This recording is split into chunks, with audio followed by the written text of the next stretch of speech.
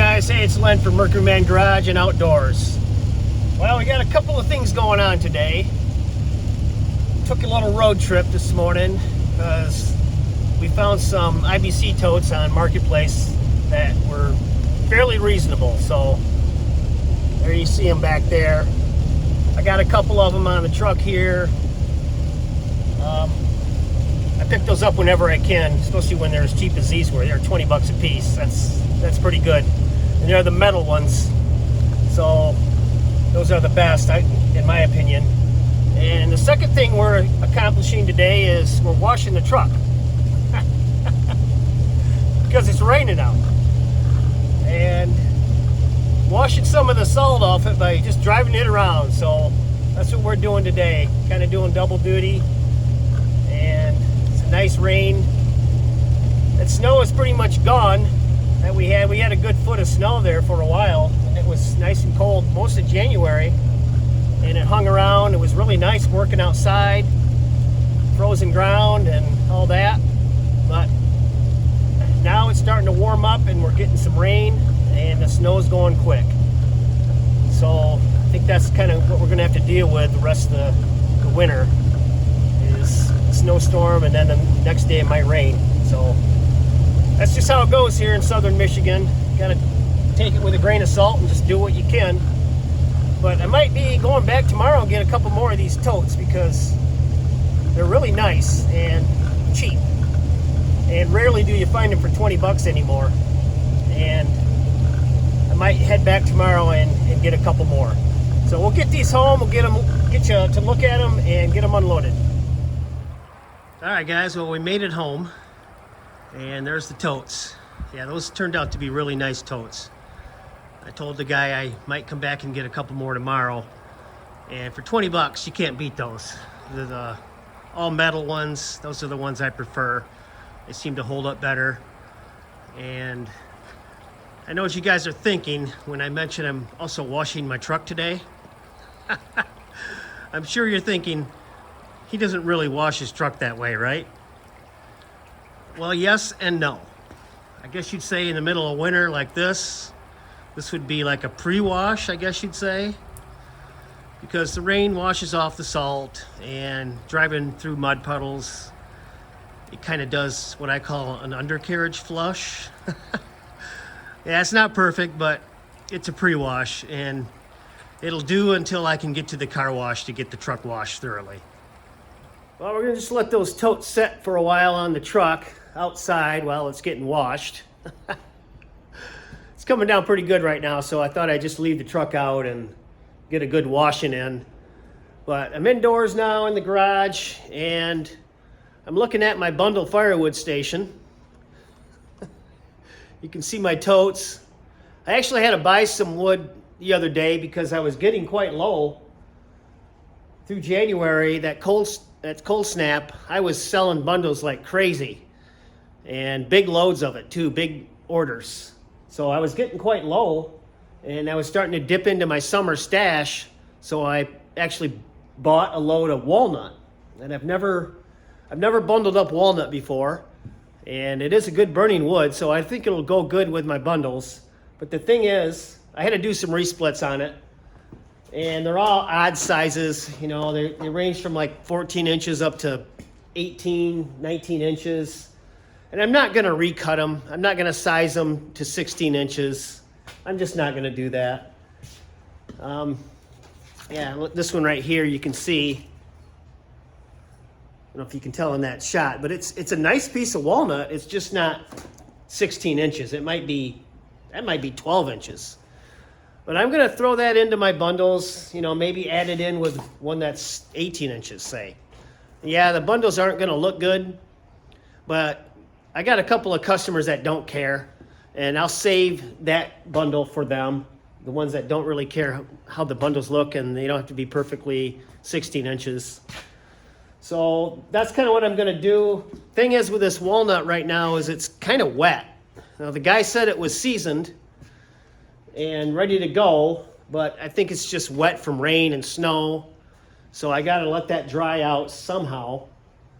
I've been stacking it in front of the wood stove, somewhat to help dry out, and that seems to work. It's just labor intensive and takes forever, and I don't really have that kind of time, so I don't know what to do. But that's the thing you come across when you have to buy wood to support your business. You just never know what you're going to get. And he advertised it as a full cord, and it wasn't. There's no way it was a full cord. I split it all up, and I got it in one of those IBC totes, and that's one of the shorter ones. Filled it up, and then I got another about a quarter of a load in this other tote right here. So it was about a tote and a quarter, and that's nowhere near a cord. So I got kind of gypped on that one, and I let him know about it, and of course he never responded back. So that's what happens sometimes when you have to buy wood to support your business, but live and learn.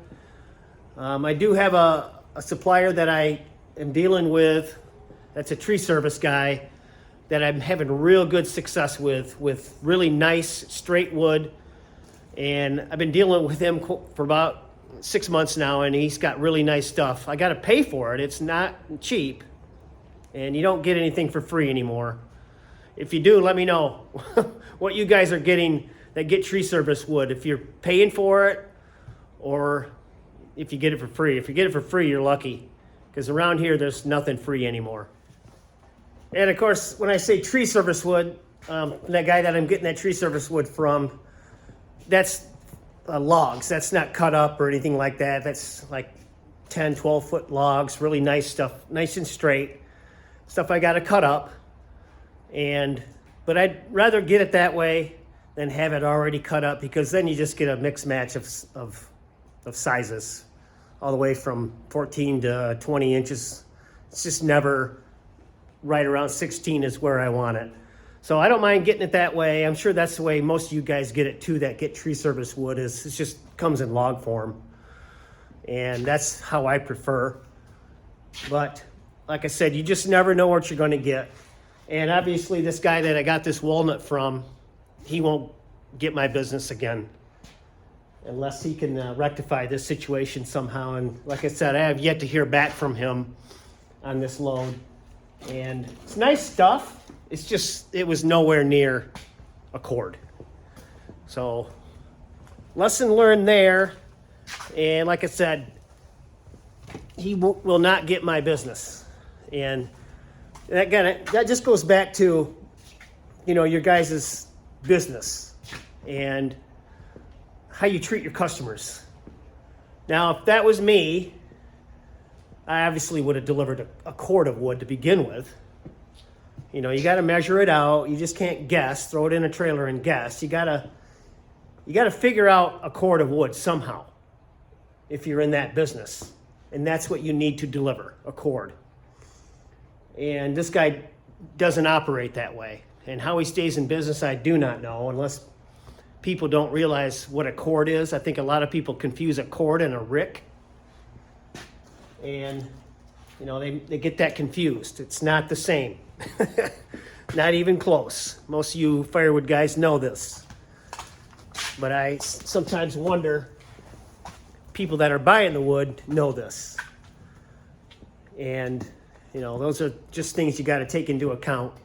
But like I said, he won't get my business again. And I hate buying wood to begin with. Cut and split wood anyway.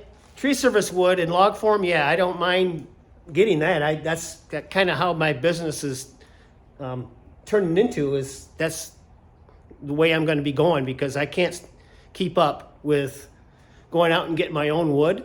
I just can't keep up anymore. I have to have it delivered. I'm going to have to pay for it. And finding a good supplier is difficult. I have the one that I can trust and I like.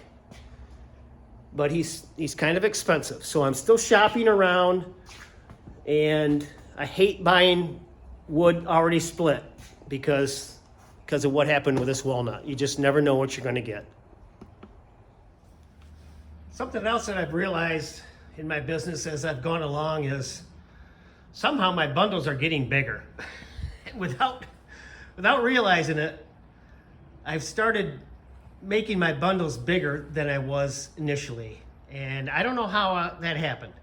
I think it was just the shape of my wood was not perfect, and I was just trying to get a nice square cube, I guess, to make it look better. And by doing that, I was just adding more wood. And I got to get away from that. Now, I only charge $5 for my bundles, and that's pretty cheap. You know, a lot of guys around are charging $7 a piece or 3 for $20, which is a nice figure because that comes out as, 3 for $20. Most people get more than one bundle. So if they order 3 for $20 or 6 for $40, whatever they want, it turns out to be a nice round number. And I'm keeping mine at 5 for now, but I got to make my bundles smaller because, like I said earlier, I'm running out of wood.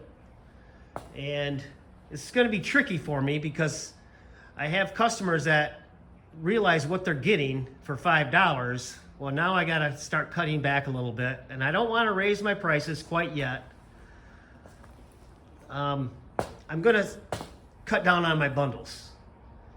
Not by much, just by a little bit. I mean, some of those bundles, there's 14, 15 pieces of wood in there. And I was trying to keep it between 10 and 12.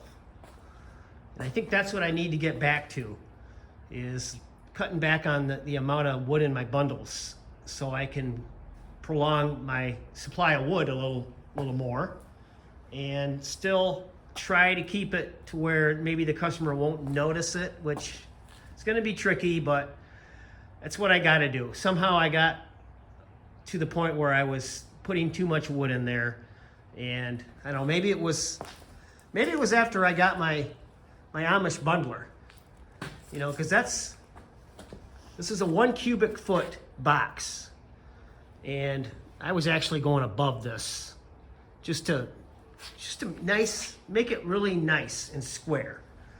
And I need to get away from that. So I'm going to go back to shooting for 10 or 12 pieces, and even that's a lot for $5, but I think going back to that will help me conserve a little wood, and the customer won't notice it quite as much, that they're getting a little bit less. I think for the most part, I'm doing pretty good with my bundle firewood business. I'm real happy with the success so far. It's been a lot of work. I knew that going in, it was going to be a lot of work, but I wasn't afraid of that. I had the tools, some of the tools to do it, to get started, and to see how it was going to go. And it's gone really well.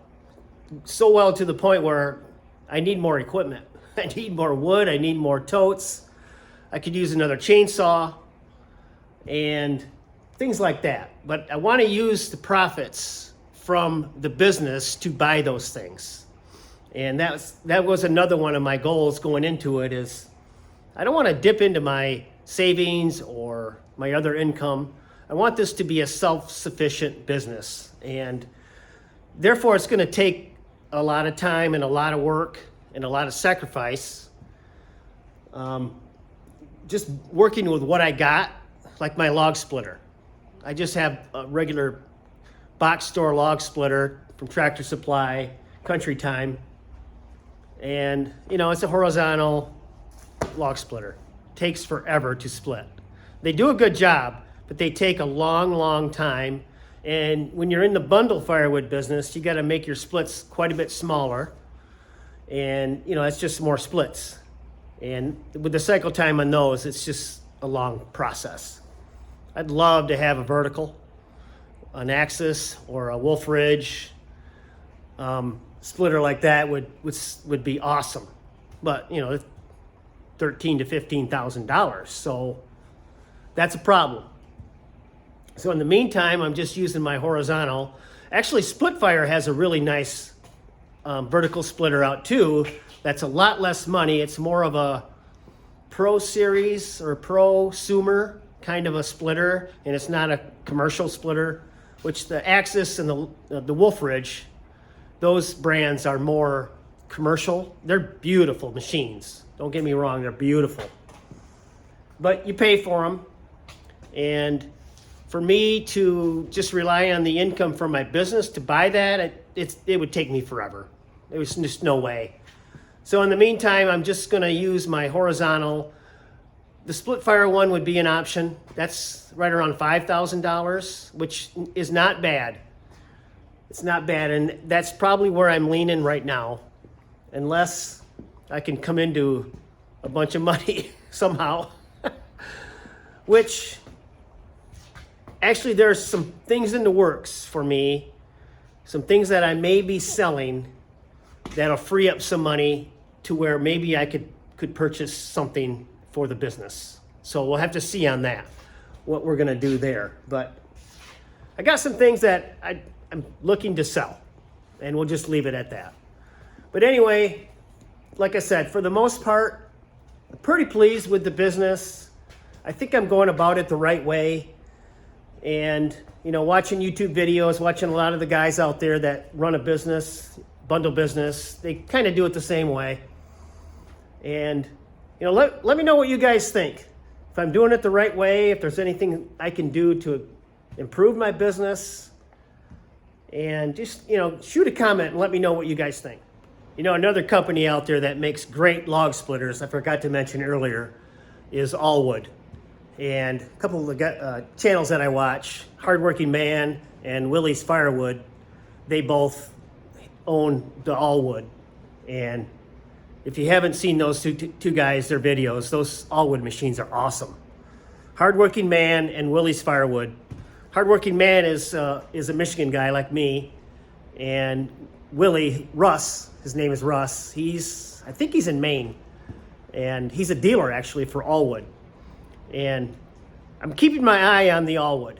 They're supposed to be coming out with a vertical shortly, and I'm keeping my eye on that one to see what they're going to offer as far as a vertical. And hopefully they offer a more affordable one, which is the market I'd be interested in, is somewhere in that $5,000 to $10,000 range. You know, kind of a early or a commercial version that's maybe not quite as expensive as the Easton Made and the Wolf Ridge. So, you know, looking at the success of that split fire machine, which is around $5,000, that thing sells like hotcakes. And a lot of guys are buying that. Derek Stuff, he's another YouTube channel I watch. He has one. Tony's Cool Tools, he's done some reviews on the split fire. I think it's the 1165V, I think is what it is. There's a couple other channels out there too that have these vertical split fire machines, and they're really nice. Not as heavy duty, obviously, but for a homeowner, you know, a prosumer, they're perfect and they're very reasonable. Now, this is where I'd like to see Allwood come into the picture with something like that, and hopefully they do. And if you're watching this, you Allwood guys, take note of that, because I'd be interested in something of that nature. Well, I got some of that walnut over here in the kiln. I gotta dry it up somehow. And as you can see, that this bark on here is very wet. And that's a guy I will never deal with again, that's for sure. That wood is very wet, and I'm sure it was stored outside. And obviously did not get a cord, and it's wet. Hopefully it's seasoned. I should stick a dryer piece into the stove there and see if it's seasoned. I don't have one of those moisture meters. That's what I gotta get.